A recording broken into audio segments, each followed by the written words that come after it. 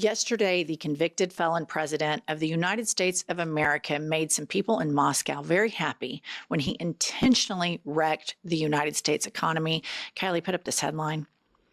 Well done, old man, Russian state TV revels in Trump having destroyed trust in the economy, calls for a monument to be built in his honor.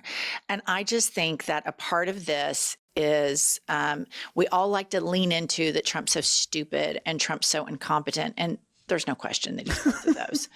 But I do think a lot of this is an intentional play at dismantling every single aspect of the American pillars that we rely upon, the judiciary, the legislative. He wants, and the economy, the press, due process. They're dismantling all of it to help assist in this authoritarian play. And nobody on the planet is happier than this, than all of the people at the Kremlin. Well, and we know Vladimir Putin played the long game. He has played the long game with misinformation. And now he is praising Donald Trump. And we know Donald Trump had all these phone calls with him. Elon Musk's in bed with them. This is probably part of his plan. I mean, you can't argue that Trump is doing everything Putin would want a leader of the United States of America to do. It's inarguable. It absolutely. And a lot of this, his strongest desire is to be a worshipped dictator. And we have current dictators that we can look at that have done this. Vladimir Putin was put into office by a bunch of Russian oligarchs and slowly started dismantling all of the facets of Russian government. And now everything is consolidated with him. All of these oligarchs started dying. They can still continue to have these bullshit elections in Russia, just as they do in Hungary, but they're rigged. As we know with Navalny, what did they do with people who try to run against a dictator? He was put in jail. And so Trump knows, and the people around him know what they need to do to have an authoritarian form of government. They can look at Viktor Orban, they can look at Vladimir Putin, and we see that they are currently doing all of these things. And one of America's biggest crown jewels is the economy. Mm-hmm. And it's nobody can figure out why he did this, especially Dave Portnoy of Barstool Sports. So let's put Dave up here. Where were these people? No, I never dreamed that the stock market tariffs were going to smash the stock market like this. People are saying that on the right, but people always trash the other on the left. Excuse me, Kamala was like, this tariff thing's a hideous idea. A lot of people like tariffs stink, but not these pro-business people. I didn't hear any of that. You would have thought if they were like worried about it, they would have said it in the real time, but they were all behind it. Now, obviously what they're saying is the way he rolled it out is cucamonga. I mean, whatever. He said he was going to do it the whole time. And now here's where I see the issue. The stock market crashes in 9/11. Yes. Stock market crashed, COVID. Yes. But this is like a decision that one guy made that crashed the whole stock market. That's why we're calling it Orange Monday, not Black Monday. Yep. So he's starting to figure it out. And so here's what I have to say, Dave Portnoy. Kamala just didn't say that as a political talking point. She said every expert economist has studied what Trump is proposing to do, and it will lead to a recession. She brought receipts. She brought Nobel laureate winners who had studied all of this, the Wharton School of Business. And they said, if he does what he says he's going to do, because it was there all along, this will lead to a recession. And she was exactly right, because she studies and she doesn't just impulsively say things.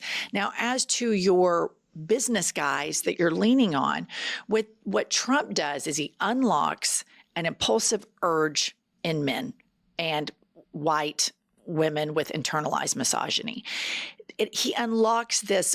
Sometimes we think about doing bad things. Every human being does. Like, oh, it'd be fun to just kind of fuck around and do that, or cheat and do this. And then your brain comes in and you're like, that's not right. That's not going to feel good later on.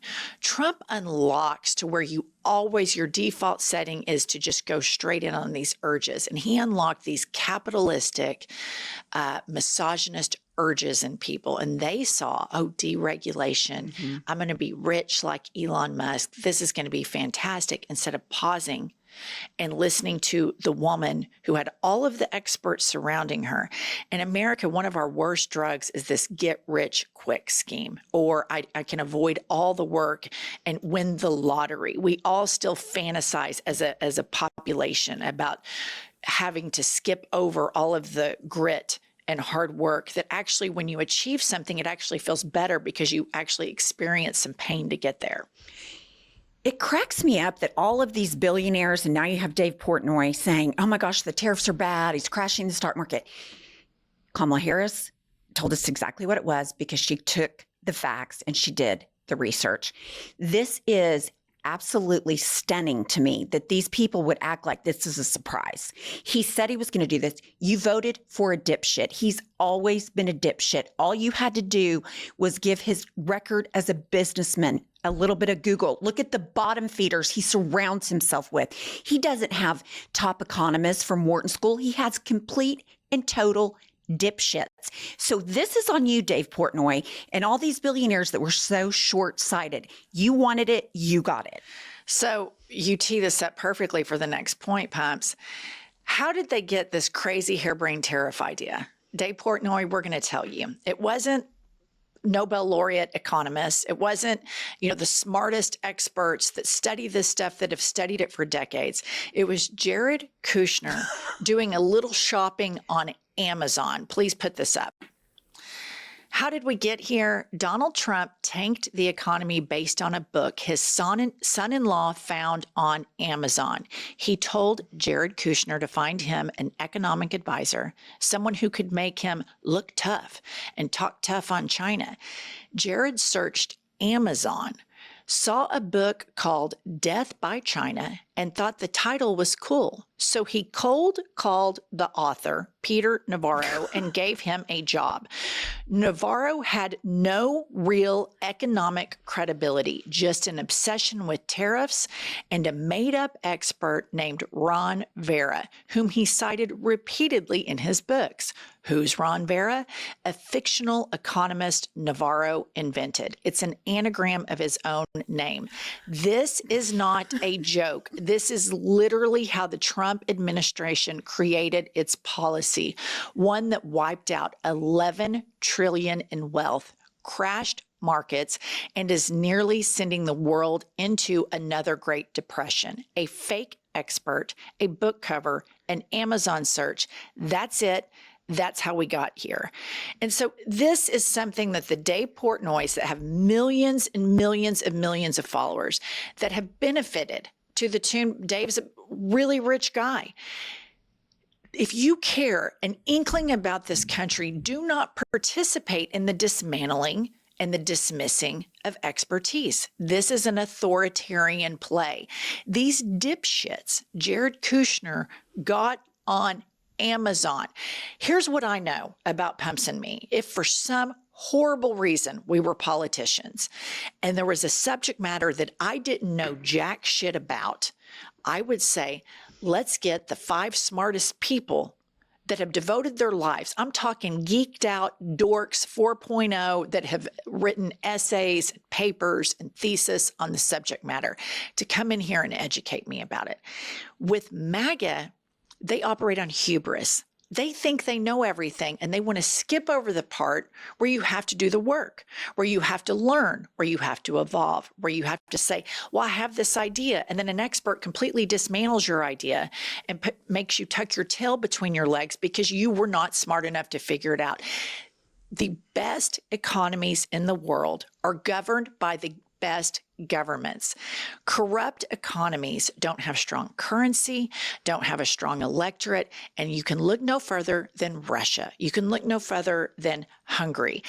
This is a disaster. And until the people who have the biggest microphones start coming together to expose the light on this dipshit administration, Ron Vera is not a real person, and millions of people lost their fucking 401ks yesterday. Rich people like Dave Portnoy, and then working class union people who voted for security. Like that's what you vote for. You go and vote for security. Now, I'm never, ever, ever going to excuse a triple Trumper, whether it's Dave Portnoy or, somebody in rural Oklahoma, because I'm sorry, most people have average intelligence.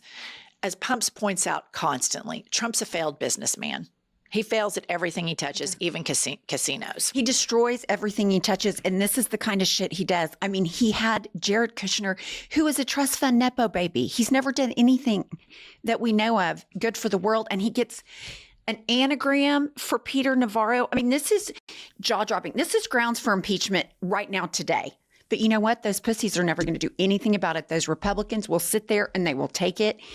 It's unbelievable. You would be embarrassed if you worked for this administration unless you're MAGA. And the appeasement, yesterday we saw the Supreme Court ruled in his favor regarding due process.